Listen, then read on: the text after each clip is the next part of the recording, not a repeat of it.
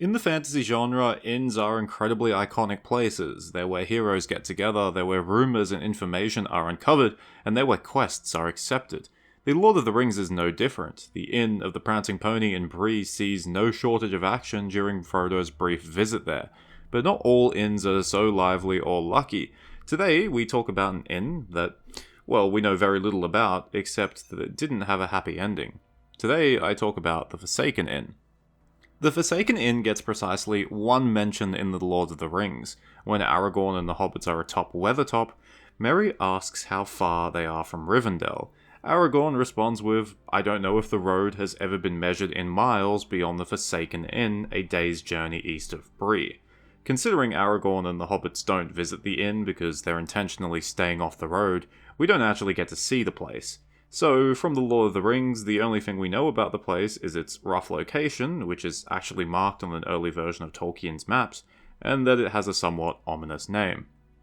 None of this alone is mysterious. The Forsaken Inn would be located on the east-west road, which runs from the Grey Havens all the way to the Iron Hills and beyond, so it makes sense for there to be inns along the way, especially in what used to be the heartland of an old kingdom. Although traffic would have dwindled significantly as the Third Age progressed, the road was still used, mostly by dwarves who were travelling back and forth between Erebor and the Blue Mountains. We see in the Prancing Pony in Bree that there are still quite a few travellers passing through. As for the name, while ominous, it is fitting. The Forsaken Inn would be located on the edge of the region that was given the nickname the Lone Lands, probably because no one really lived there. So the Forsaken Inn might just be forsaken because it receives very few visitors. So where's the mystery here? Well, the mystery comes from the short-lived rewrite of The Hobbit. In 1960, Tolkien started rewriting the story to bring it more in line with The Lord of the Rings, to correct the issues with the geography and the chronology, to add further context to certain statements within the story, and to adjust the tone of the story.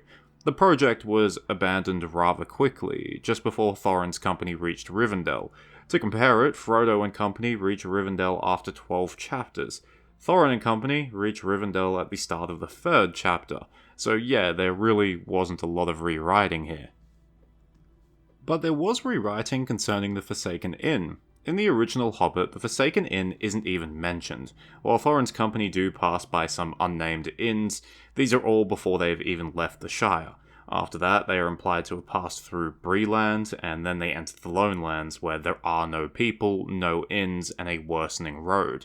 However, this is expanded upon in the rewrite. In fact, Thorin's company is specifically aiming for a place called the Last Inn, which is somewhere just to the east of Bree. This will be their last taste of civilization before entering the Lone Lands. Unfortunately for Thorin, when they arrive at the Last Inn, they discover it completely abandoned, and they can do little more than camp amongst the ruins. This actually surprises them, implying that the last time they had passed through, or at least the last time they had heard about the inn, it was still functioning. An interesting note is that Thorin had been travelling mere months earlier, as he had met Gandalf either in Bree or just outside the town. Where Thorin was going or where he was coming from is unknown, so we don't know if he had passed through the Last Inn. If he did, then it's quite something that mere months later the inn was completely destroyed. As the rewrite was never completed, you can argue about whether this is canon or not. Personally, I don't care, new information is new information, and there's nothing that contradicts this extra bit of information about the Forsaken Inn. So what we know is that the Forsaken Inn, formerly known as the Last Inn, was still standing not that long before the quest for Erebor in 2941. Well, long is relative, dwarves live for over 2 centuries, so Thorin may have passed through over a century ago. Alternatively, he may have passed through merely a few months earlier. And then, sometime in the 77 years between Thorin and company passing through and Aragorn and company passing through, the Last Inn is now known as the Forsaken Inn on account of it being, well, forsaken. So the mystery is, what happened to the Last Inn for it to become the Forsaken Inn? A short disclaimer, it's impossible to know for sure because we lack some basic details such as when the Last Inn became the Forsaken Inn. Also, considering that the place is located in Eriador, a largely uninhabited wild land with no shortage of dangers, realistically anything could have happened. The Last Inn could have met a violent end, it could have just simply been peacefully abandoned. The clue is, perhaps, in the fact that the dwarves were surprised. because this implies that according to their last information, or their most recent visit, the inn was still operating. But as I said earlier, dwarves live for a long time. For a regular human, recent is probably just a few years maximum, but for a dwarf, it could be decades. Thorin himself came to Eriador in 2802. He spent most of his time in the Blue Mountains, but his chance meeting with Gandalf implies that he wasn't always stationary. So between 2802 and 2941, he may have gotten around a fair bit, and presumably he did stay at the last inn during this time. As I said earlier, his most recent visit may have even just been a few months before the quest for Erebor began, but we can't be certain. If this was the case, then it's almost certain that the last inn met a violent end, because a few months earlier it's fine, and then it's found in ruins. This might indicate that the inn was attacked and then possibly burned by orcs, bandits, or maybe even trolls.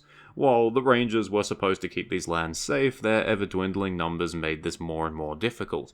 Alternatively, the last inn may have just been leveled in a really bad storm, or it may have been burned in an accident, and the damage was so severe that it wasn't worth rebuilding. Assuming Thorin hadn't visited recently, it may have been abandoned years or even decades earlier. The transformation of the last inn to the Forsaken Inn may have still been violent, but it might not have been. The owners could have simply died or packed up and left, and there was no one around willing to run the place. I mean, can you blame them?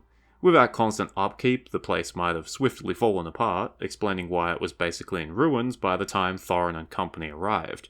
I know the name Forsaken Inn has extremely negative connotations that might imply something bad happened there, but like I said earlier, the place was in the Lone Lands. The names are connected and make sense. In terms of specific historical events that could explain what happened to the last inn, there are a few in relative close proximity. Perhaps the biggest one is the Fell Winter in 2911, 30 years before Thorin and company arrived. It wasn't just a bad winter where Eriador was under snow for several months, but it also saw wolves invade the land. The following year, snowmelt saw great floods devastate Enedwaith and Minhiriath, and the town of Tharbad was abandoned. While the last inn was not located in Enedwaith or Minhiriath, it's possible the Lone Lands also saw mild flooding. I don't think I have to explain why any one or a combination of these events may have seen the last inn abandoned. Fast forward 20 years and you have the deaths of two chieftains of the Dunedain in quick succession. Eriador was slain by trolls in 2930, and Arathorn II was slain by orcs 3 years later. On the surface, these events have nothing to do with the last inn, but they might indicate an increase of enemy activity in eastern Eriador. In particular, Arathorn II was killed while hunting orcs with the Sons of Elrond. Was this a preemptive hunt, or was it in response to orcs raiding further west? Perhaps the last inn was destroyed in one of these raids. It's only 8 years removed from the quest for Erebor, so it's relatively recent. Unfortunately, we know nothing more. How the last inn became the Forsaken Inn, when exactly it became the Forsaken Inn, and whether there was an actual story behind the name is unknown. All I can say for certain is that the Forsaken Inn is a kind of a microcosm of the Third Age in general. Something was there, but now it's in ruins. Very simplistic, I know, but living places falling into ruin through abandonment or violence summarized the Third Age, and in Eriador it showed how the wilds, the Lone Lands, were always slowly encroaching on the small pockets of civilization that remained. I think my favourite thing about the Forsaken Inn is how it becomes a mystery. If Tolkien didn't do his brief rewrite of The Hobbit, then the Forsaken Inn isn't very interesting, or rather, there's nothing to really talk about. It's just a throwaway line, but simply by adding a few details, by saying that the dwarves wanted to stay there and were then surprised to find the place in ruins, it suddenly makes you wonder what could have happened and how it ended up the way it did. It joins the ranks of other great mysteries. Bladderthin, Dorwinion, the Forodwaith, King Valandor, mysteries that seem like nothing on the surface, but suddenly, if you think a bit deeper, it becomes very, very interesting. Thank you for watching, I hope you enjoyed it or at least found it interesting. If you want to visit the Forsaken Inn, you actually can in the Lord of the Rings Online. It's in a state of disrepair, but it operates and actually has quite a few guests and quests, so not so forsaken after all. It's also the location of one of the weirdest dungeons in the game. Cheers, farewell, and remember, if you ever open up your own guest house, probably don't call it the Forsaken Inn, it's really not an inviting name.